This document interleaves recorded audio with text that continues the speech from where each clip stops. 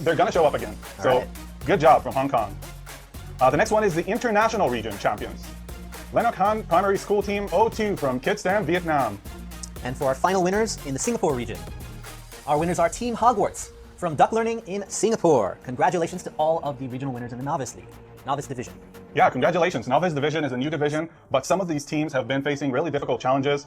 These teams are, most of them are elementary students. Oh, wow. And yeah, they have completed some incredible challenges this year. That's pretty awesome. That's a very young age to start doing this sort of stuff. Yeah, if you start coding in elementary school, you're going to have a bright future ahead of you. Any STEM activity, we believe, is something that everybody should try and pick up. And the Novice Division has been the division to go to if you have little to no experience in coding. So I was super hyped when the Novice Division was introduced.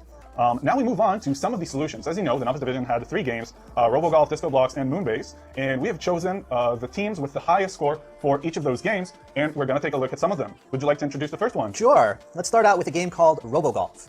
So we're going to introduce the best solution from the team that submitted the solution for RoboGolf. Let's see the solution on screen right now. Yeah, they're a team from Kit Stan, Vietnam. So the RoboGolf Challenge has been a challenge where teams had to place balls into these golf pots as fast as possible. And this was a very high score that they received.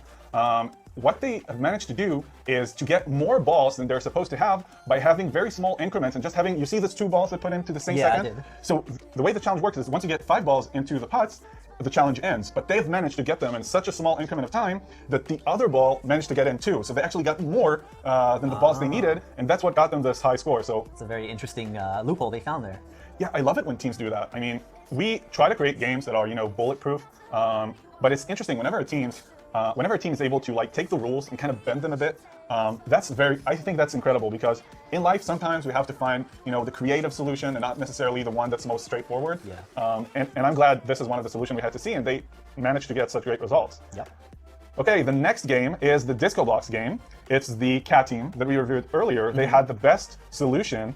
They are the what we call the cat team from Our Kids Education in Hong Kong. Let's see their solution. So in this game, Aaron, the goal is to get as many points as possible. So whenever they press a tile, their score changes. So you can see in the top right corner, they have their score change every single second whenever they press a block. Wow.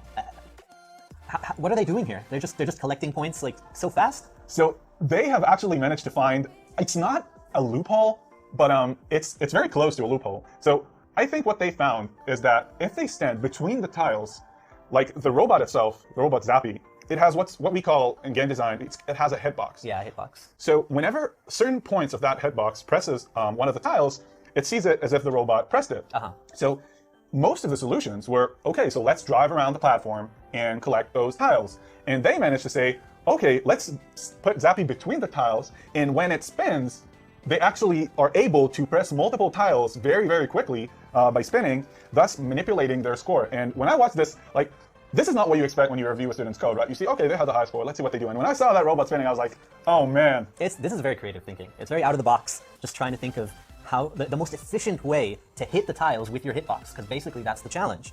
And they found the most efficient way by just standing in one spot and spinning, making their hitbox hit multiple tiles. It's really cool. It's super cool. It's super cool and exciting. And I just enjoy watching, when students get this creative when approaching these challenges. I think we all win when we see something like that. So let's move on to the next game. Yep, so there's one more game. The game is called Moonbase, and the winners of that game are Team Hogwarts from Singapore. Unfortunately, we don't have a recording of their solution, but Yossi, maybe you can say a word or two about their solution to the game. Yeah, so Moonbase is a game, it's a brand new game. It's a game that we didn't have last year. And Moonbase was, it's very similar to the challenge Sokoban, if you know it, where you have to push boxes around. Okay. So in this challenge, Zappy is in space, and Zappy has to stack blocks and go up elevators and try to stack as many blocks as possible and get as high as possible.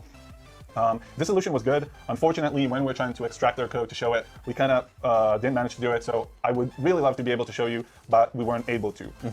From that, let's move on to the award ceremony. As you all know, we had a ton of awards this year, and I talked to our judges. We had a great judgment team composed of educators, developers, game designers, level designers. We had a lot of people looking into the codes. And I was in one of their discussions, and it was really hard this year. Some of the submissions were very, very close, and some of the teams really went all out.